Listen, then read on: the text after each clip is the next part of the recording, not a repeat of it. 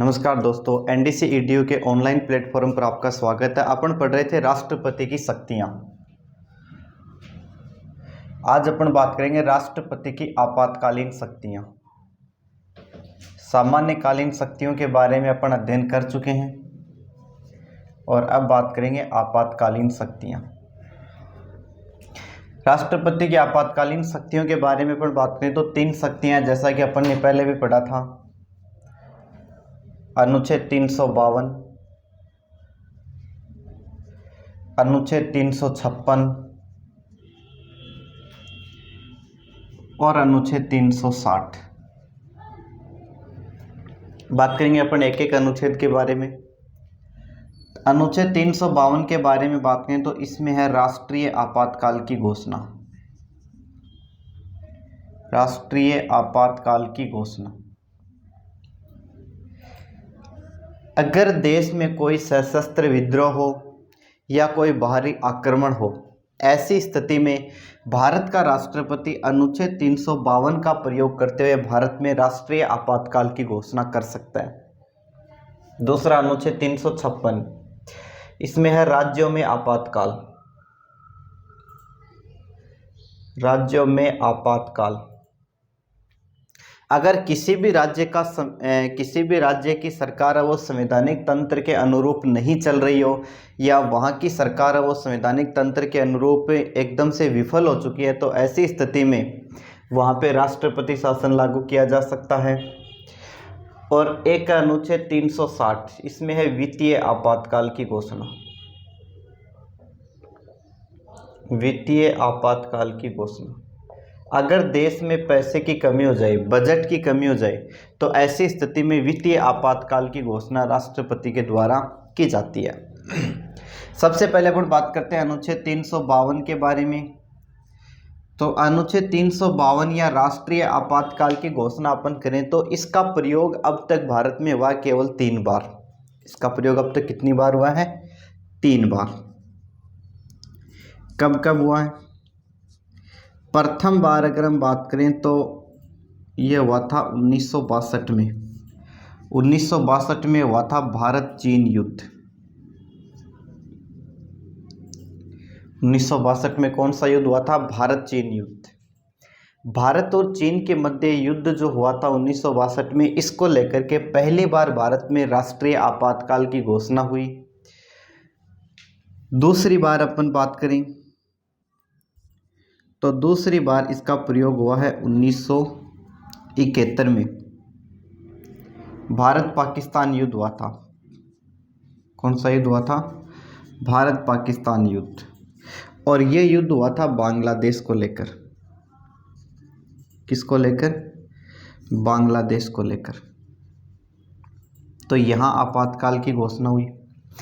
अब देखो, यहाँ से बात करें अपन 1971 में जो आपातकाल लगा था और भारत और पाकिस्तान के मध्य जो युद्ध हुआ था, इस समय अपन बात करें तो इस समय भारत की जो प्रधानमंत्री थी,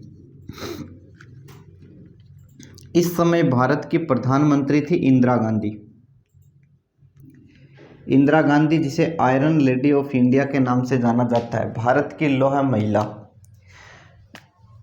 इंदिरा गांधी इस समय प्रधानमंत्री थी। और इस समय देखो हुआ क्या, मैं थोड़ा सा यहाँ पे आपको बता देता हूँ आपातकाल की घोषणा कैसे हुई और किस तरह से भारत और पाकिस्तान के मध्य युद्ध हुआ। थोड़ा सा देखो अपन यहाँ से बात करते हैं कि भारत के परिप्रेक्ष्य में पाकिस्तान की जो स्थिति थी वो क्या थी। तो ये जैसे अपन नीचे से अपना भारत पढ़ते हैं इस प्रकार से, नीचे से ऐसा ही है। इधर पाकिस्तान है कि नहीं है? और यहां भी पाकिस्तान था। 1947 में जब देश का बंटवारा हुआ, उस समय पाकिस्तान के 2 भाग थे, पश्चिम पाकिस्तान और पूर्वी पाकिस्तान। क्योंकि आपको पता होगा बंटवारे के समय यह निश्चित किया गया था कि मुस्लिम बाहुल्य क्षेत्र पाकिस्तान को दिए जाएंगे और हिंदू बाहुल्य क्षेत्र हिंदुस्तान को दिए जाएंगे। तो यहाँ पे जो अपने पूर्वी बंगाल का जो क्षेत्र था वो पूर्वी पाकिस्तान को दिया गया। यह था पूर्वी पाकिस्तान। और इधर वाला जो क्षेत्र था वो था पश्चिमी पाकिस्तान। राइट। पाकिस्तान की जो राजधानी है इस्लामाबाद। पाकिस्तान की राजधानी कौन सी है? इस्लामाबाद, वो यहाँ पर है। अब यहाँ बैठी सरकार यहाँ के लोगों का शासन कैसे चलाए? नहीं चला सकती ना, क्योंकि ये सरकार वहाँ के लोगों के शासन के बारे में बिल्कुल भी ध्यान नहीं दे रही थी। ऐसी स्थिति में क्या हुआ, यहाँ के लोगों ने सरकार का क्या किया? विरोध किया। सरकार का क्या किया? विरोध किया। कैसे? अब देखो, यहाँ के बारे में बात करें तो शासन चलाने के लिए यहाँ जाना पड़ता है। अब पाकिस्तान जाए कैसे? बात करते हैं। ऊपर से पाकिस्तान जा नहीं सकता। क्यों नहीं जा सकता? क्योंकि इधर तो हिमालय आ गया। ऊपर से पाकिस्तान जा नहीं सकता, हिमालय पर्वतीय प्रदेश है, उधर से जा नहीं सकता, रास्ता नहीं है। तो सीधा में जाबा गुंद्या, सीधा में जाबा गुंद्या। मैं तो भाई साहब मारे खेत में पग ही गोंद देंगे यार, मारे खेत में पग दियो तो टांग काट दिया। सही है? एक बात गलत है? सही है ना? क्यों? क्योंकि अपन तो कट्टर विरोधी है ना इस समय, और इस समय भारत की प्रधानमंत्री आपको पता है कौन है? इंदिरा गांधी। तो अपन तो अपने खेत से जाने नहीं देंगे।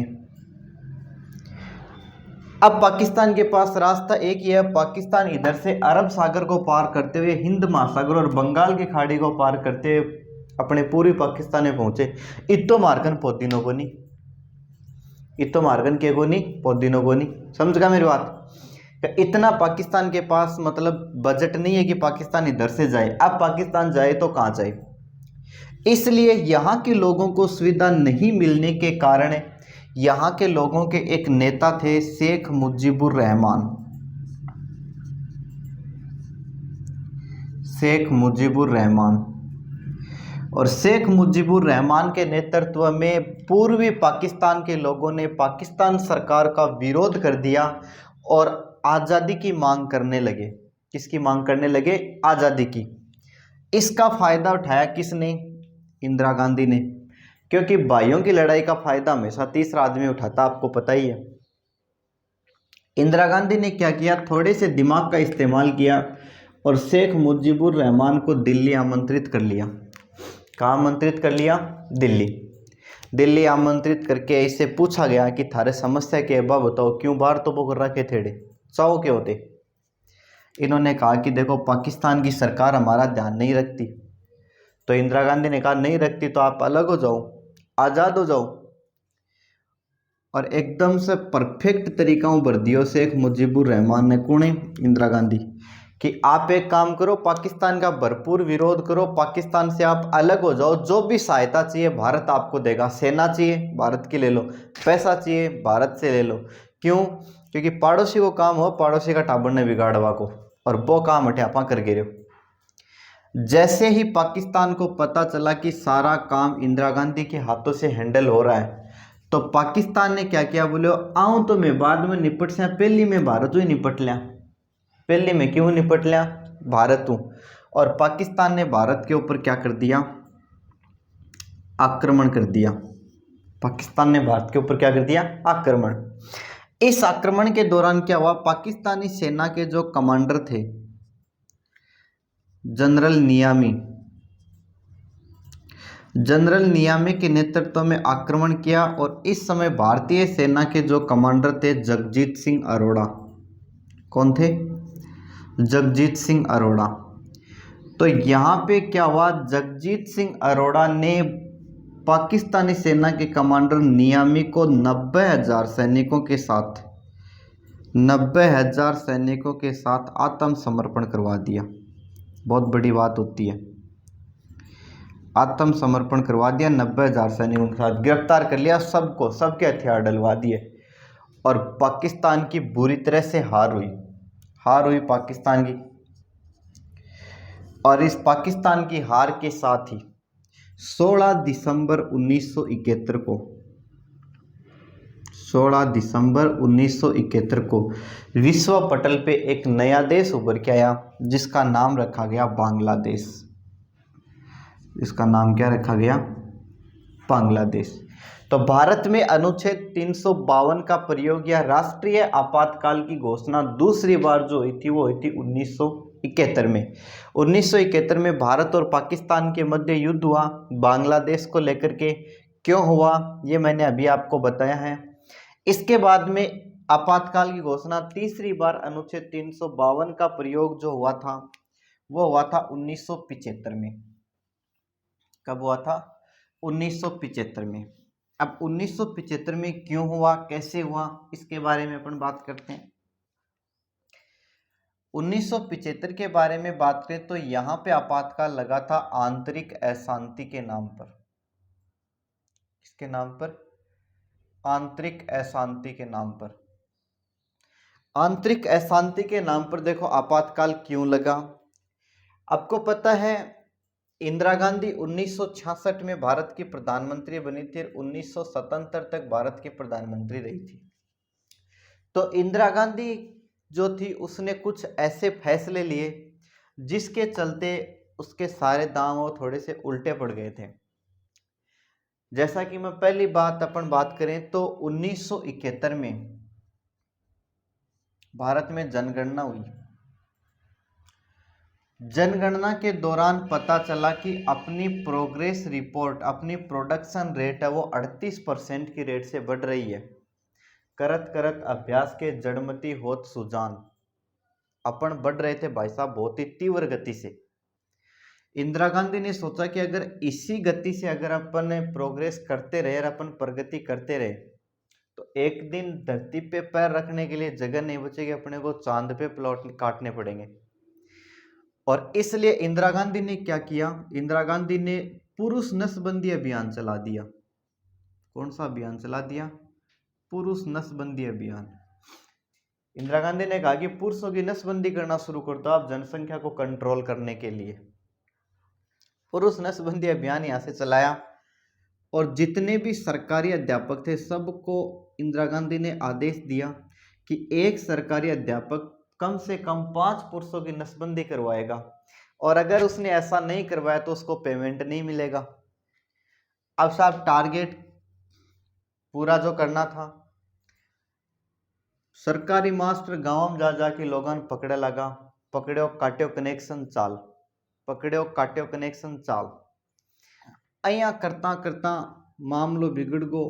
गांव के माँ जे कोई सफेद रंग की गाड़ी अगर लोगों ने दिखी तो लोग भरिया बाजरा का खेत माँ की बह जाए। क्यों? यहाँ की रिस्क कौन उठावे? सरकार ने साहब अपना अभियान पूरा किया।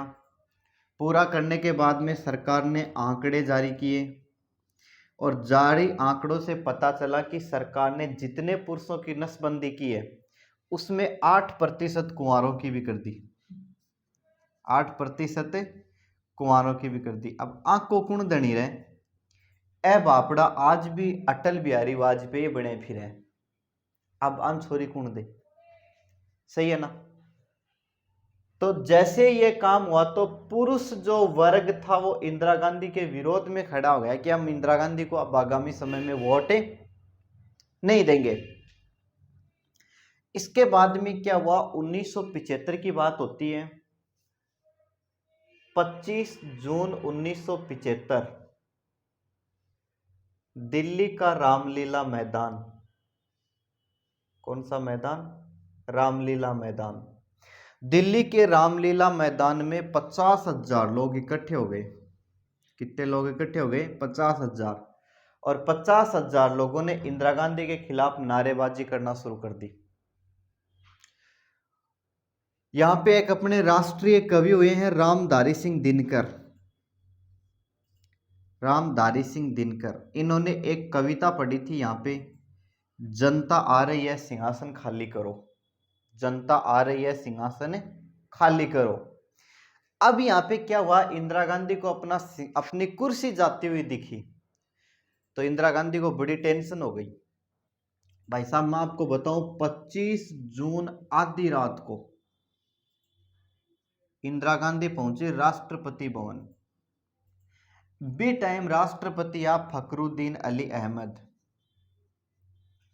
फखरुद्दीन अली अहमद बूढ़ो डैन मेरी जियां लट पड़ा मुसाणा में। जाकर के इंदिरा गांधी ने दरवाजा खटखटाया। फखरुद्दीन अली अहमद ने पूछा, रे कौन? बोली, कौन नहीं, मैं इंदिरा गांधी, दरवाजा खोल पहले।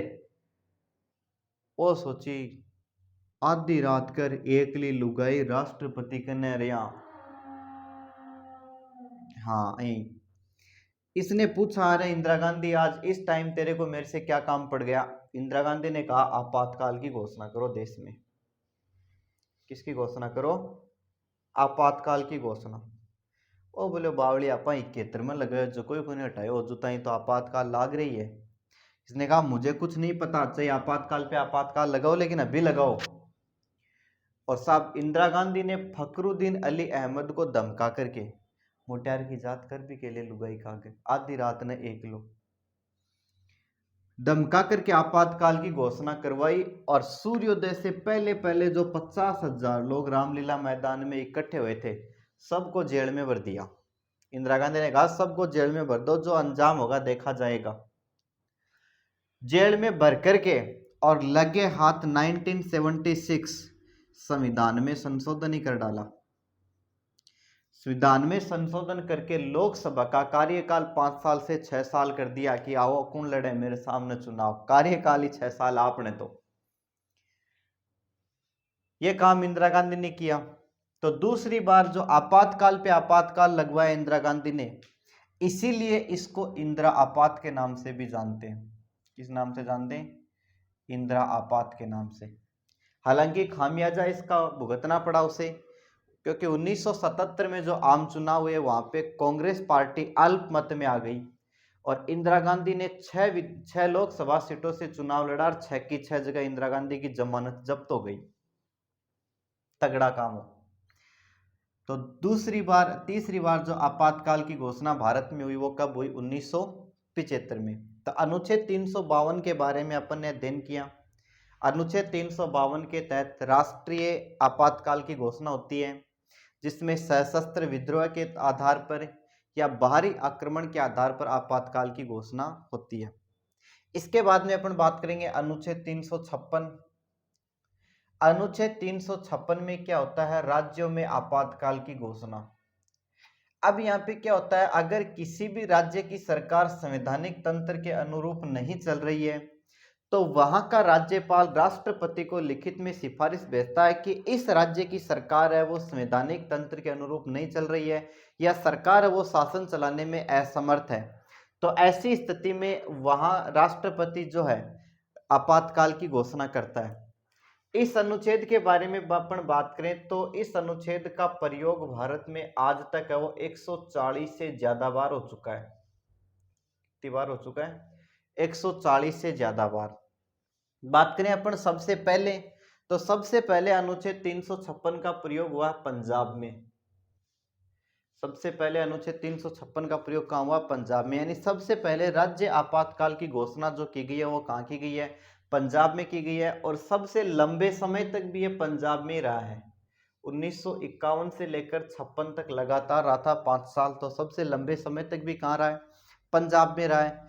अपन बात करें कि सर्वाधिक बार, तो सर्वाधिक बार की बात करें तो उत्तर प्रदेश और मणिपुर में, मणिपुर मिजोरम जो राज्य हैं वहां पे लगभग इसका प्रयोग है वो 10-10 बार हो चुका है। यानी सबसे ज्यादा बार इसका प्रयोग है वहां पे हुआ है। अपने राजस्थान में अनुच्छेद 356 का प्रयोग हुआ है 4 बार। राजस्थान में कितनी बार हुआ है? 4 बार। फिर बात करते हैं अपन अनुच्छेद 360, जिसमें है वित्तीय आपातकाल की घोषणा। वित्तीय आपातकाल की घोषणा के दौरान क्या होता है, अगर देश में बजट की कमी हो, पैसे की कमी हो, तो ऐसी स्थिति में राष्ट्रपति जो है वो वित्तीय आपातकाल की घोषणा करता है। वित्तीय आपातकाल के दौरान क्या होता है मैं आपको बताऊं। वित्तीय आपातकाल के दौरान राष्ट्रपति, उपराष्ट्रपति और मुख्य न्यायाधीश, इन तीनों को छोड़कर किसी का भी वेतन 1 रुपए तक लाया जा सकता है। किसी का भी वेतन 1 रुपए तक लाया जा सकता है। यानी राष्ट्रपति को जो वेतन मिलता है वो उसे मिलेगा, उपराष्ट्रपति को मिलेगा, मुख्य न्यायाधीश को मिलेगा। इन तीनों के अलावा किसी का भी वेतन है वो 1 रुपए तक लाया जा सकता है। यानी वेतन में 1 रुपए तक की कटौती की जा सकती है। कहने का मतलब कि मान लीजिए एक व्यक्ति को 1.5 लाख रुपए पर मंथ अगर मिल रहे हैं तो उसे भी सरकार क्या करेगी, 1 रुपया पकड़ा देगी कि भाई साहब वो 1 रुपये ले जाओ, 1 महीने काम काटो, देश में आपातकाल लाग रहे, आगे भी 180 जन आपा देख सा। हालांकि बात करें कि आज तक इसका प्रयोग कितनी बार हुआ है, तो अभी तक देश में ऐसी स्थिति उत्पन्न नहीं हुई है कि देश में वित्तीय आपातकाल की घोषणा हुई है। हालांकि मोरारजी देसाई सरकार के समय में ऐसी धमकी जरूर दी गई थी कि देश में वित्तीय आपातकाल लगेगा, लेकिन अनुच्छेद 360 का प्रयोग आज तक एक बार भी नहीं हुआ है। तो ये थी राष्ट्रपति की आपातकालीन शक्तियां। राष्ट्रपति की शक्तियों के बारे में अपन पढ़ चुके हैं, और अगली क्लास में अपन बात करेंगे भारत के राष्ट्रपतियों के बारे में। एक एक राष्ट्रपति के बारे में अपन यहाँ से अध्ययन करेंगे। तब तक के लिए दीजिए विदा। नमस्कार, धन्यवाद।